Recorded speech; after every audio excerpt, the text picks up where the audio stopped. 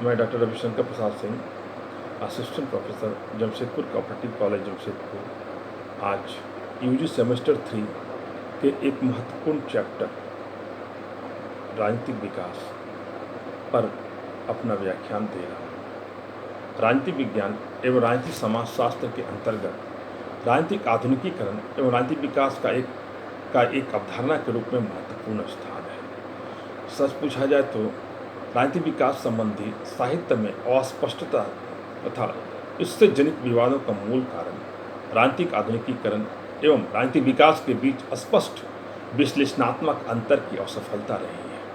इस असफलता का आधार राजनीतिक विकास को पश्चिमी देशों की आर्थिक प्रगति एवं उसमें होने वाले आधुनिकीकरण एवं इतिहास एवं अनुभव को समूचे विश्व के लिए प्रतिमान या मॉडल या आदर्श माना जाना रहा है।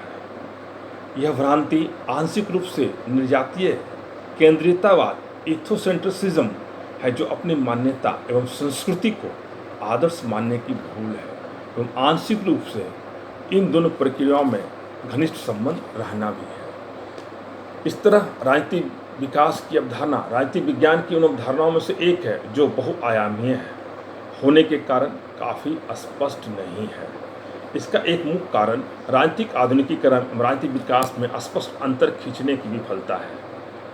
यही कारण है कि कई विद्वानों ने राजनीतिक विकास शब्द का प्रयोग करना छोड़ दिया है एवं केवल राजनीतिक आधुनिकीकरण शब्द का प्रयोग करते हैं, किंतु इससे समस्या और उलझ जाती है। राजनीतिक विकास का विश्लेषण करने के पूर्व हमें यह तथ्य ध्यान में रखना होगा कि ये दोनों व्यापक समाजीय परिवर्तन की प्रक्रिया से संबंधित है, इस कारण एक दूसरे के पूरक हैं। वास्तव में राजनीतिक विकास राजनीतिक आधुनिकीकरण की प्रक्रिया से उत्पन्न समस्याओं को समाधान करने की राजनीतिक पद्धति की क्षमता का बोध कराता है। इस तरह से कहा जा सकता है कि राजनीतिक विकास से उस प्रक्रिया का बोध होता है जिसके माध्यम से राजनीतिक पद्धति नए लक्ष्यों, नई मांगों की पूर्ति करने एवं नए संगठनों को कायम रखने की बढ़ती क्षमता हासिल करती है। इस तरह प्लानो एवं ब्रिक्स का भी कहना है कि राजनीतिक विकास से राजनीतिक पद्धति की उस क्षमता का बोध होता है जिसके बल पर वो अपने पर्यावरण को प्रभावित करती है। जहाँ तक आमंड का प्रश्न है, आमंड ने अपने संरचनात्मक प्रकारवादी उपागम में राजनीतिक आधुनिकीकरण एवं राजनीतिक विकास की घनिष्ठता पर बल देता है। राजनीतिक आधुनिकीकरण के रूप में राजनीतिक विकास के अध्ययन की शुरुआत अमेरिका के प्रिंसटन विश्वविद्यालय में 1963 के दौरान कुछ विद्वानों ने की थी। अमेरिका के समाज विज्ञान परिषद सोशल साइंस रिसर्च काउंसिल ने 1963 में तुलनात्मक राजनीति के अध्ययन के लिए एक समिति कमिटी ऑन कंपैरेटिव पॉलिटिक्स की स्थापना की। आमंड उस समिति का अध्यक्ष था। इस समिति ने प्रिंसटन विश्वविद्यालय के अंतर्गत तुलनात्मक राजनीति के अध्ययन के लिए राजनीतिक विकास की अवधारणा को मुख्य अवधारणा मानकर विभिन्न समाजों के तुलनात्मक अध्ययन की संभावना पर बल दिया। राजनीतिक विकास को केंद्र मानकर 1963 से 1971 तक Leonard Binder, Lucian Pye, Sidney Verba, Myron Weiner, Coleman इत्यादि विद्वानों ने 6 पुस्तकें प्रकाशित की। इस तरह धीरे धीरे विश्व के पैमाने पर राजनीतिक विकास की अवधारणा लोकप्रिय हो गई। आमंड परोक्ष रूप से इन कृतियों का प्रेरणा स्रोत रहा है। इन पुस्तकों को प्रिंसटन जिम या Princeton volume of political development कहा जाता है। इस तरह इन विभिन्न कृतियों के आधार पर इन विद्वानों ने कई देशों की राजनीतिक प्रक्रियाओं का अध्ययन किया, जैसे Nigeria, Sri Lanka, Pakistan, Indonesia, Myanmar, Bharat, Ghana इत्यादि। इन विद्वानों के द्वारा अपने अपने अध्ययन में इन देशों की समस्याओं को अलग अलग तरह से समझाने का प्रयास किया गया। इन सभी अध्ययनों द्वारा जो आंकड़े प्रकाश में आए उनको एक अवधारणात्मक ढांचे के रूप में प्रयुक्त करने के प्रयास को राजनीतिक विकास के सिद्धांत से उत्पत्ति हुई। राजनीतिक विकास के अंतर्गत राजनीतिक संस्थाओं एवं संरचनाओं के साथ ही सामाजिक, आर्थिक एवं सांस्कृतिक क्षेत्र को भी सम्मिलित किया जाता है। अतः हम इसे इस तरह भी कह सकते हैं कि द्वितीय विश्व युद्ध के बाद साम्राज्यवाद के पतन एवं एशिया, अफ्रीका और लैटिन अमेरिका में आज़ाद होने वाले नए राष्ट्रों की स्थापना के बाद उनकी राजनीतिक व्यवस्था का अध्ययन करने के लिए एवं इन राष्ट्रों की आर्थिक, सामाजिक पिछड़ेपन एवं परिणाम स्वरूप कमजोर राजनीतिक व्यवस्था को समझने के लिए राजनीतिक विकास जैसे उपागमों का प्रयोग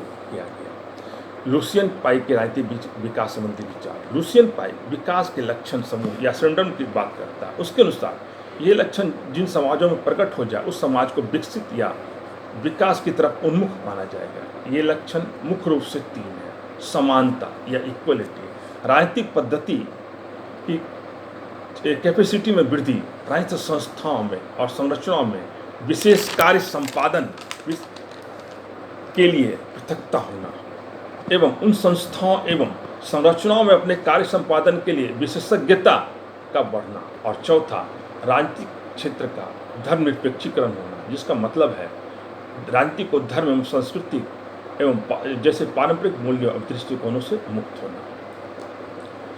पाई के द्वारा पहले लक्ष्य पर ज़्यादा बल दिया गया है। पाई के अनुसार इक्वलिटी या समानता जनतांत्रिकरण का विस्तार का दूसरा नाम है।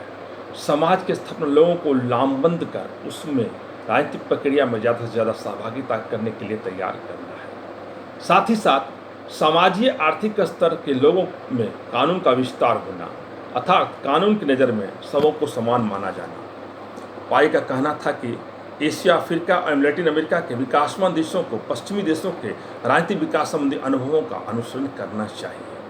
उसने उन देशों में होने वाले जनतांत्रिकरण को ही विकास माना। वास्तव में पाई आधुनिकीकरण एवं विकास में अंतर नहीं करता, उसके लिए दोनों एक ही हैं।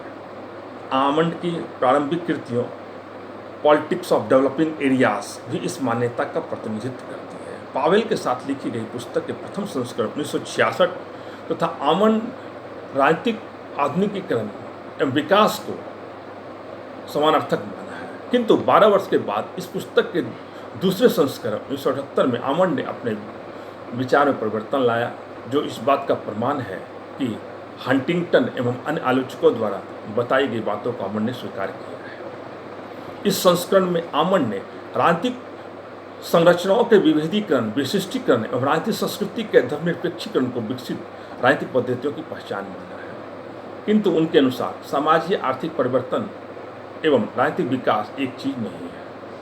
आर्थिक एवं सामाजिक परिवर्तन के कारक आवश्यक रूप से विकास को पैदा नहीं भी कर सकते हैं।